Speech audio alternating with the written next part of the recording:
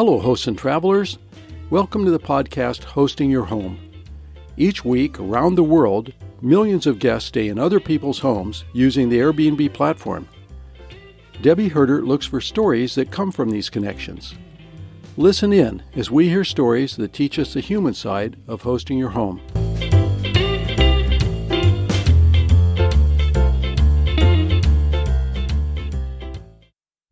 Hi, welcome to the Hosting Your Home podcast. I'm Debi Hertert, your host. If you are a regular listener, you'll know that we've not produced a podcast for quite some time. Frankly, the advent of the pandemic sapped my energy, and I had no desire to talk about hosting or podcasting. The emotional and physical adjustment to a new lifestyle has been huge, as I'm sure it has for you too.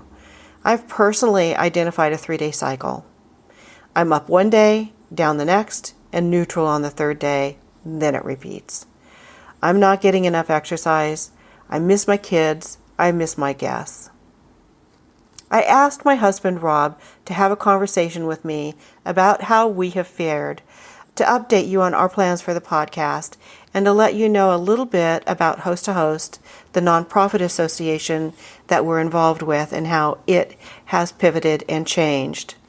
Rob Hertert is not just my life partner. He is the editor of this podcast and the president-elect of Host to Host, and it is my great pleasure to introduce Rob to you. Welcome. Here we are after a 3-month hiatus, and what an amazing time we're living through. This is Rob. He is here with me today. Rob Hertert is my husband and main squeeze of 49 years, and we're here to talk about our lives, our podcast, and our nonprofit association. So stick with us, and hopefully some of this will resonate with you. Welcome, Rob. Thanks for being here. Thank you. Glad to be here.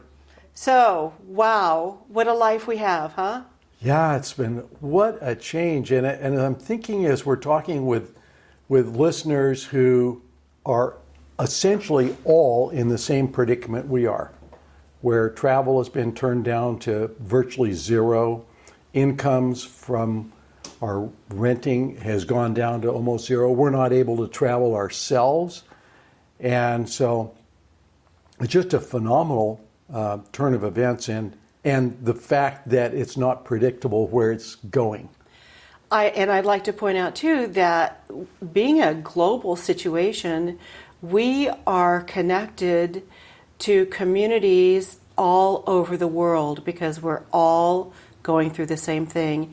First time in history that I know of. It is an amazing, amazing time to be alive. And I'm sure that all of our listeners have these very similar stories that's like what's happened to you and me. We're at home. We're basically isolated ourselves off. We take it to somewhat of an extreme because we're both not at a tender age anymore. And so instead... We're getting more tender. So instead of going shopping at the grocery stores, we call it in, go pick it up. We don't really hang out with other people other than when her daughter and her husband come over and socially distance outside. Yeah. So we've sorely missed being able to travel to see our grandkids and kids and have them come see us, which they do every summer. So the other thing is, that I'm sure all of our listeners are experiencing too, is this change in routine and excitement of hosting, right? Well, the loneliness as well, the complication of just living your life. I mean, I took a picture of you washing a potato chip bag in a sink full of suds yesterday. I mean, just bringing the groceries in is a challenge. Right. And yes, certainly there's just so many different things to think of and to react to, and the loneliness really is a big issue, and that's not only from not being able to connect with our families and friends the way we used to, but also not being able to connect with our guests. Right. I mean, even the interchange of email with our guests. A lot of our guests, like down on the coast, we never really meet them.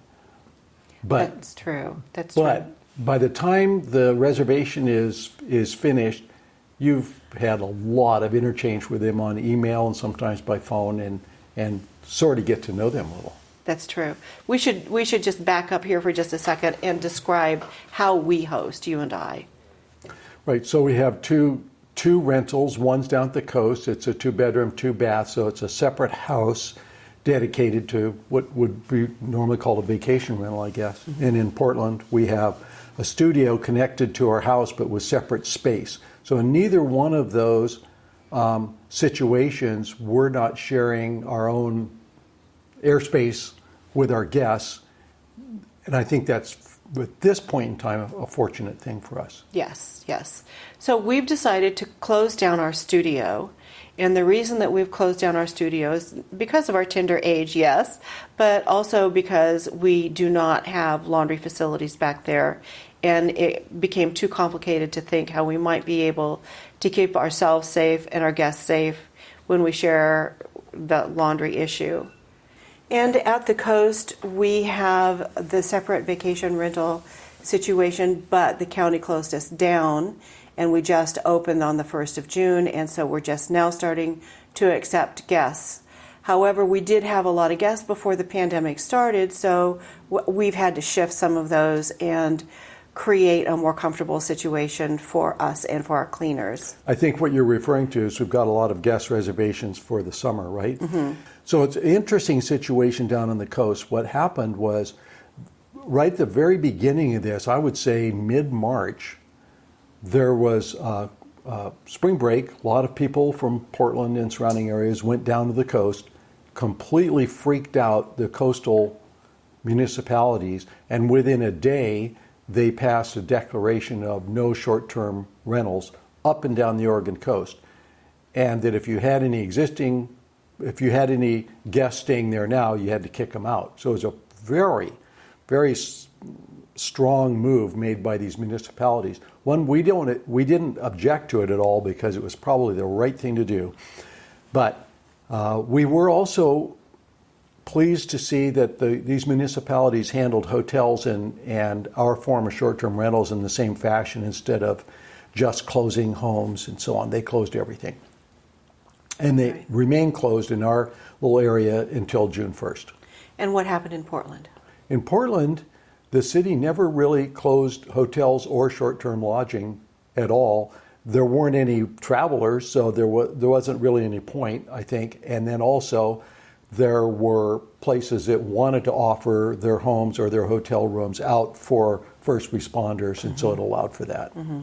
And a few of our hosts did participate in that. Yes. Yes. And so what about the financial impact on the DMOs and Travel Oregon, Travel Portland? Just crushing. I mean, we always hear about the airlines being crushed, but every municipality or big municipality and state have their own direct marketing organizations for travel, and they're largely funded. I know ours is almost all funded by 2% tax on short-term rentals, which includes hotels. They have no income.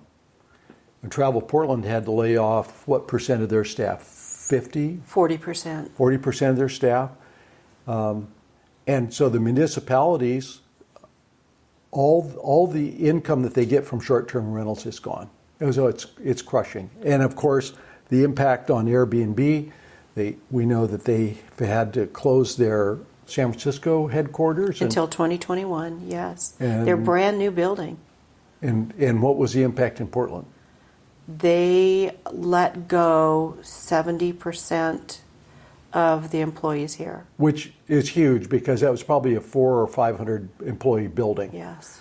So it's a really, really big deal economically, I think, for everyone. And, not to mention the loss of income by all the hosts. And I'm sure all of our listeners have different situations. We know lots of hosts who are very dependent on this short-term rental income and no really way to substitute for it. every single person on the planet has been impacted by this. Probably just about true, Yeah, right? yeah. And so we would love to feel some certainty about how it's going to resolve.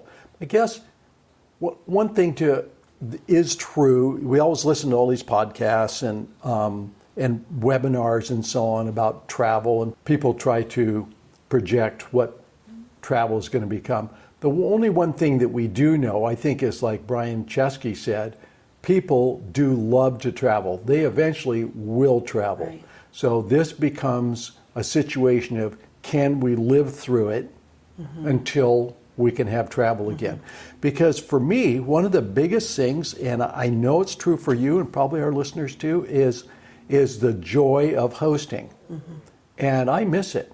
Yes. And even if we don't meet everyone in person, in Portland we do meet in person, but just the interchange with them and knowing their situation, if they're honeymooners or their anniversaries or it's a birthday and what their situation is, why they want to come and share time with them, and all that expectation of getting a new booking that's exciting, and the pleasure of interacting with them is really missing. Even the routine. Picking flowers, making bouquets, Yeah. putting them in the room. Yes, Yeah. that I've missed that as well. Yeah, and part of the joy I think of hosting is being able to share a space that you know looks good, and you just like sharing it with other people in the same way of having guests over for dinner and being able to show off your space or whatever. It makes you feel good. Let's talk about the different kinds of rentals, the different kinds of hosts that we see. Well, in our community of hosts in Portland, for example, we have very few who have whole house rentals, because that's very restricted in Portland, right? And then we have hosts who have ADUs, accessory dwelling units, which are standalone buildings or in their basement or whatever. But some of those are separated, physically separated with their own entrance and actually with their own heat and air conditioning and so on. And then we have hosts who share their own space. Which we call home sharers. Home sharers, right. And they, unfortunately, are the most vulnerable to this pandemic, because travelers probably don't want to stay in that space, and hosts probably don't want travelers in that space. For now, that's where we are. And it's a hard thing, because those people often are some of them more dependent on the income. And what we're being told by the industry professionals is that we will not be seeing a fly to traveler. We will be having a drive to destination. So those places that are close to you, that are maybe a little bit isolated, or have a great view of the ocean or in the mountain, those are the ones that are going to be drawing the people. And we're seeing that that's actually true, in that we are getting some bookings for our coastal property. Now, speaking of the coastal property and how we're doing that, at some point, as we were going through and learning about how to clean the house properly and so on, we discovered that the safest thing that we can do is provide a space in time between guests, because the virus dies off. And so we chose 48 hours at the coast. The county wanted at least 24 hours, and we made it 48, partially out of regard to Billy, our housekeeper and next door neighbor, so that she wouldn't have to get in there and expose herself to the viruses. We already had existing reservations for the summer, so what did you have to do? Well, I went on the platforms to see who was eligible for free cancellation, and then I looked at my calendar to see how closely our bookings were, and then I had to shuffle. I had to cancel some people. I had to ask some people to change their reservations and shift their days.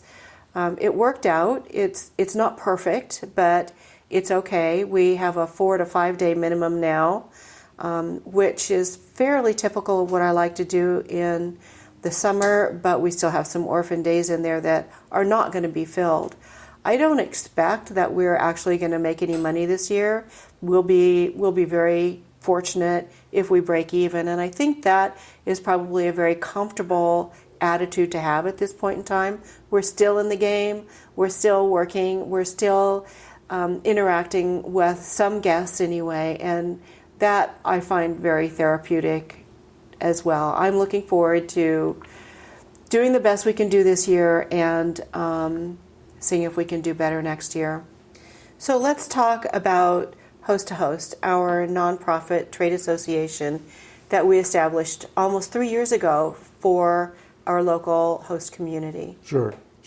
The name of it is so close to hosting your home, it's easy to get them mixed up. But Host to Host is where we spend an awful lot of time organizing and serving this community of hosts. It's largely Portland-centric, but we have members that go outside of Portland and outside of Oregon, actually. Yeah, that's true.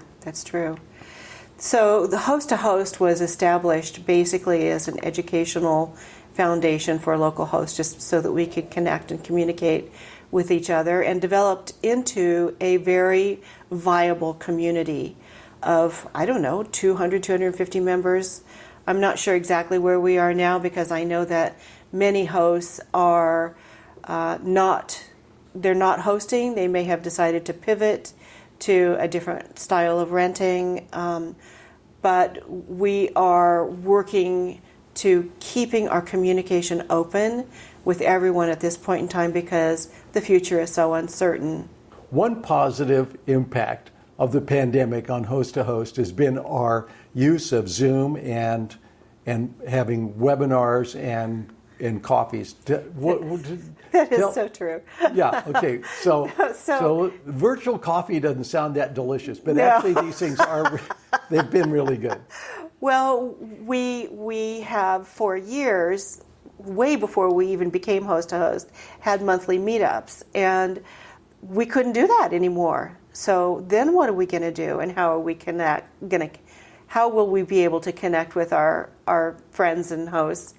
And I have to admit, there is a lot of emotional trauma going along with this pandemic, a lot of uncertainty and fear and just, pure raw emotion of a number of sorts. And so we decided to have virtual coffees. And so you're right, they're not necessarily appetizing, but boy, they've been really, really great in that we have been able to connect with other people in our area who can talk about their loneliness, can talk about what's happening with them, and discuss some of their fears and uncertainties about how they're going about living their lives. And it's everyone has a different issue, but the ones that tug on my heartstrings the most are those people, those hosts who live alone. And they are so lonely right now that it warms my heart to know that our virtual coffees are welcome in their spaces right now, are doing something to support them. And we've done them every once a week for like 10 weeks, I think now. We have. They've been very popular. And I think probably the smallest one was 6 or 8 people, and the biggest one was 20 people. You and Joel keep it limited, I think, to a certain number. And in addition to being supporting of the people on the call, those people have identified for us topics that we then have used for virtual meetups, right? That's true. There's no agenda at these at all. And we talked about having a rotating library that we were sharing. We talked about having a seedling swap. And we've talked about how to deliver homemade masks to various parts of the city. So they're also helping the community as well as helping each other. And I love having no agenda, because that means that they can be personality driven, and that's really rewarding. What are some of the subjects that have been identified in the coffees for meetups, webinars? Well, other than the ones that I just talked about, we've had someone who said, we need to talk about our emotions. How can we navigate through this pandemic? And I think that came about because there were some tears shed. Mm-hmm. And so at that point, we connected with some counselors and people, social workers in the area, who put on a lovely, heartwarming meetup for us. We've had that. We've had another meetup on the stimulus package, which was very well attended. Lots of really good information in that one.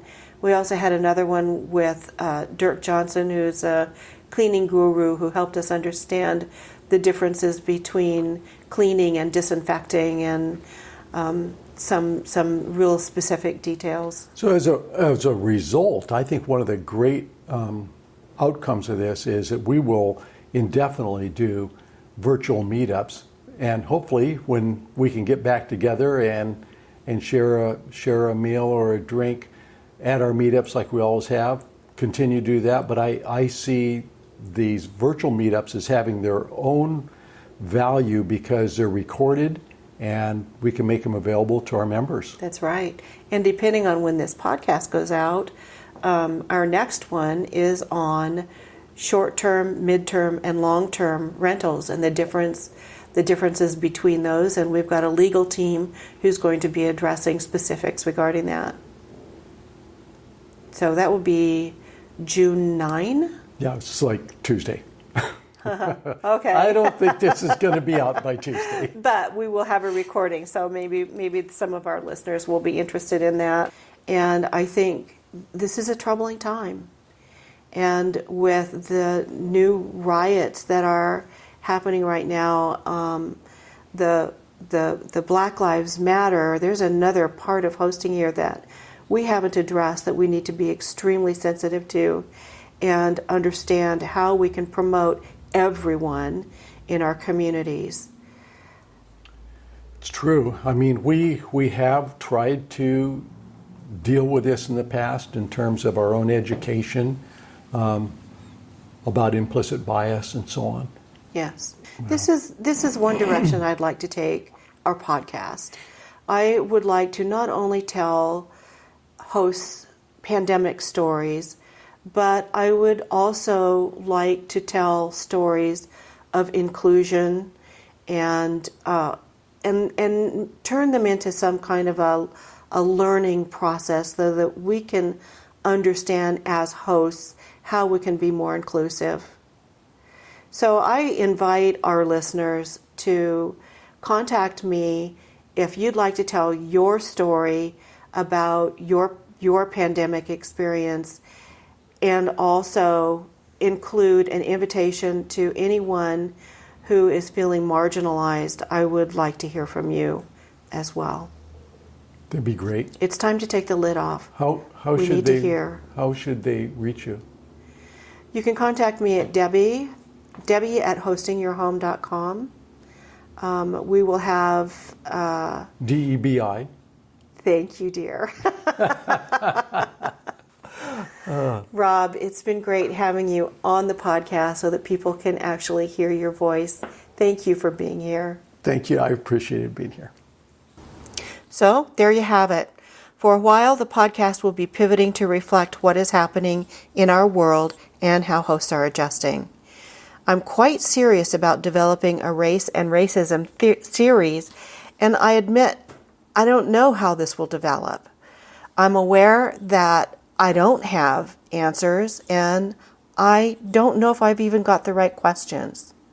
I'm not sure what questions to ask, but I do know conversations need to happen. I have a voice. You have a voice. And it's time for us to speak out. If you would like to be a part of this, whether you are black, brown, white, a host, or a traveler, I would like to hear from you. I cannot do this by myself. Please reach out to me. My emails are Debi at hostingyourhome.com. You can use my other email at debi.hertert at hosthost.org. I'm on Facebook at Hosting Your Home, and our website is hostingyourhome.com. I would love to hear from you. I need to hear from you. Thanks for listening.